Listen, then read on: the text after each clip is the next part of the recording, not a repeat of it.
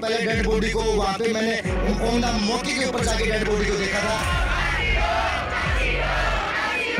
सबसे पहले देखा कि मनीषा का जो गला है वो कटा हुआ है।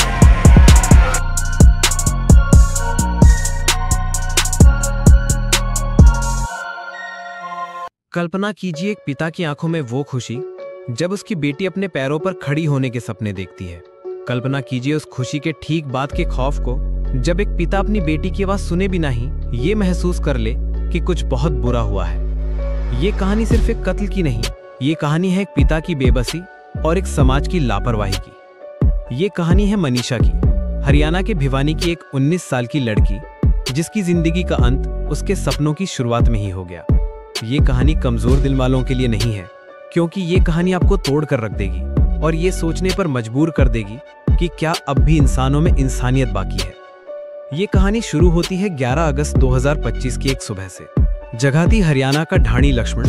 मनीषा एक सीधा साधा मेहनती लड़की जो अपने परिवार की मदद करना चाहती थी। उसके पिता संजय मजदूरी करते थे और मनीषा ने फैसला किया था कि वो प्ले स्कूल में पढ़ाकर अपने घर का सहारा बनेगी। लेकिन 11 अगस्त का दिन कुछ अलग था। मनीषा ने अपने पिता संजय को कॉल करके बताया कि वो बीएससी नर्सिंग के फॉर्म के बारे में पता करने के लिए कॉलेज जा रही है। संजय के लिए ये खबर किसी सपने से कम नहीं थी। उन्होंने अपनी बेटी से सिर्फ इतना कहा, बेटा ध्यान से जाना और देर मत करना। ये एक पिता के आम शब्द थे, लेकिन वो नहीं जानते थे कि ये उनकी बेटी से आखिरी बार बात थी। शाम के 6:30 बजे संजय के फोन पर मनीषा का दोबारा कॉल आता है। संजय फोन उठा पाते इससे पहले ही कॉल कट जाता है। संजय ने तुरंत वापस फोन लगाया, लेकिन इस बार मनीषा का फोन बंद आ रहा था। संजय का दिल बैठ गया। उनके मन में हजारों सवाल उठने लगे। एक पिता के लिए ये कोई सामान्य बात नहीं थी। उनकी बेटी को अब तक घर लौट आना चाहिए था। उसी समय संजय तुरंत कॉलेज की ओर भागे जहां उनकी बेटी गई थी। कॉलेज पहुंचने पर संजय ने वहां मौजूद स्टाफ से पूछताछ की, लेकिन जवाब में जो हुआ उसने संजय को और भी परेशान कर दिया।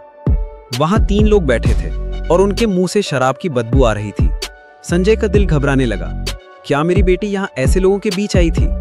उन्होंने पूछा कि मनीषा कब आई और कब गई, लेकिन उन तीनों ने कुछ भी बताने से साफ इनकार कर दिया। संजय तुरंत कॉलेज से बाहर आ गए और उन्होंने पुलिस को कॉल किया।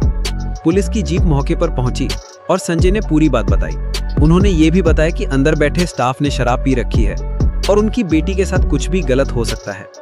पुलिस अंदर गई, उन लोगों से बात की और बाहर आकर संजय से कहा, इन लोगों ने तो मना कर दिया है कि आपकी बेटी यहाँ आई ही नहीं है। संजय ने पुलिस से विनती की, सर प्लीज एक बार यहाँ लगे सीसीटीवी कैमरेस चेक कर लीजिए, इससे सब साफ हो जाएगा।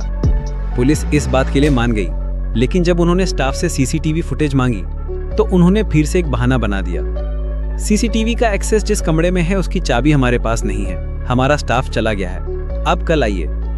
पुलिस ने भी संजय को यह कहकर टाल दिया कि आप ज्यादा चिंता मत कीजिए, घर पर जाइए, हो सकता है वो अब तक लौट आई हो, हम कल फुटेज देख लेंगे। लेकिन संजय अच्छी तरह से जानते थे कि उनकी बेटी घर नहीं पहुंची थी। ये सिर्फ एक गुमशुदगी का मामला नहीं था, ये एक साजिश थी।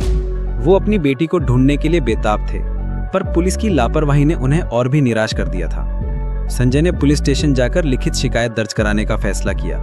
उन्होंने लोहारू पुलिस स्टेशन में मनीषा की गुमशुदगी की शिकायत दर्ज कराई, लेकिन वहां भी उनके साथ वही व्यवहार हुआ। पुलिस ने संजय और उनके परिवार वालों को कहा कि आप इतने परेशान क्यों हो रहे हैं, हो सकता है आपकी लड़की किसी के साथ भाग गई हो, वो वापस आ जाएगी। पुलिस वालों का ये रवैया देखकर संजय का दिल टूट गया। उनकी बेटी जिसकी परवरिश उन्होंने इतनी ईमानदारी से की थी, उसके बारे में पुलिस इस तरह की बातें कर रही थी। 2 दिन बीत गए, मनीषा का कोई पता नहीं चला। 13 अगस्त की सुबह पुलिस को एक फोन कॉल आया। एक किसान ने बताया कि उसे अपने खेत में एक लाश मिली है। ये लाश देखने में बहुत भयानक थी। पुलिस मौके पर पहुंची। वहां एक 20-25 साल की लड़की की लाश पड़ी थी। उसका चेहरा बुरी तरह से जला हुआ था, मानो किसी ने उस पर एसिड फेंक दिया हो। उसके बाल और जबड़ा अलग हो चुके थे। उसके कपड़े फटे हुए थे जो किसी दरिंदगी की कहानी कह रहे थे। उसकी गर्दन पर किसी धारदार हथियार से वार किया गया था और लगभग 90% कट चुकी थी। पुलिस ने मनीषा को बुलाया। संजय ने लाश के कपड़ों से अपनी बेटी को पहचान लिया। उनकी दुनिया उजड़ चुकी थी। जिस बेटी को उन्होंने अपने हाथों से पाला था, उसकी लाश उनके सामने बेजान पड़ी थी। संजय ने पुलिस को याद दिलाया, जनाब मैंने आपको बताया था कि वहां कॉलेज में 3 लोग थे, उन्होंने शराब पी रखी थी। उन्होंने सीसीटीवी भी नहीं दिखाने दिया था, लेकिन पुलिस ने कहा कि ये सबूत उन्हें गिरफ्तार करने के लिए काफी नहीं है। पुलिस की लापरवाही ने गांव वालों को भी गुस्सा दिला दिया था। मनीषा के परिवार और उसके गांव के लोग इकट्ठा हो गए। उन्होंने न्याय के लिए धरना प्रदर्शन करना शुरू कर दिया। वो अपनी बेटी के लिए इंसाफ चाहते थे। मनीषा के माता पिता का कहना था कि पुलिस ने जानबूझकर केस में देरी की। या तो उन लोगों की पुलिस के साथ कोई जान पहचान है, या फिर उन्होंने पुलिस वालों को पैसे खिलाए हैं। पोस्टमार्टम के बाद जब मनीषा का शरीर परिवार को सौंपा गया तो उन्होंने उसे लेने से इनकार कर दिया। उन्होंने कहा कि जब तक हमें न्याय नहीं मिलता, हम अपनी बेटी का अंतिम संस्कार नहीं करेंगे। ये एक दर्द भरी लड़ाई थी। एक बेटी की जान ले ली गई थी और उसके कातिल आजाद घूम रहे थे। यह सिर्फ एक मर्डर मिस्ट्री नहीं रह गई थी। यह सीधा सवाल बन गया था कि एक आम इंसान इस देश की पुलिस और न्याय व्यवस्था पर कैसे भरोसा करे। आज मनीषा के लिए आवाज उठाना हम सबका फर्ज है, क्योंकि अगर आज उसके कातिलों को सजा नहीं मिलती है तो कल ये किसी और के साथ भी हो सकता है। ये मामला मीडिया में आने के बाद पूरे देश में फैल गया। सवाल उठाए जाने लगे कि क्या उस कॉलेज के स्टाफ ने मनीषा को जानबूझकर रोका था? क्या उन्होंने सीसीटीवी फुटेज जानबूझकर छिपाई थी? क्या ये सब एक सुनियोजित साजिश थी? मनीषा की कहानी एक खुली किताब की तरह थी, लेकिन उसके पन्ने पर हर बार एक नया दर्दनाक राज छुपा था। ये एक पिता के लिए सबसे बड़ा दर्द था जो अपनी बेटी को खुद नहीं बचा पाया। अगर मनीषा के पिता की आवाज को पहले सुन लिया गया होता तो शायद मनीषा आज जिंदा होती। अगर पुलिस ने सीसीटीवी फुटेज देखने में देरी नहीं की होती तो कातिलों का पता लग गया होता। पर सच तो सच है, वह सामने आ ही जाता है। ये पूरी घटना एक शर्मसार करने वाला सच है। एक युवा लड़की जो अपनी पढ़ाई के लिए निकली थी, वो वहवानों के हत्थे चढ़ गई। अब सवाल ये है कि क्या सिर्फ अपनी मेहनत से पढ़ाई करना और अपने परिवार की मदद करना जुर्म है? क्या मनीषा की गलती सिर्फ इतनी थी कि वो अकेली थी? ये कहानी हमें सिर्फ सोचने पर मजबूर नहीं करती, ये हमें कार्रवाई करने के लिए भी प्रेरित करती है। दोस्तों, आज मनीषा के लिए आवाज उठाना हम सबका फर्ज है। कमेंट में #JusticeForManisha जरूर लिखिए। क्या मनीषा को न्याय मिलेगा? क्या उसके कातिलों को सजा मिलेगी? या फिर ये मामला भी लापरवाही और भ्रष्टाचार के धूल में दबकर रह जाएगा? इस बारे में आपकी क्या राय है? कमेंट में जरूर बताएं।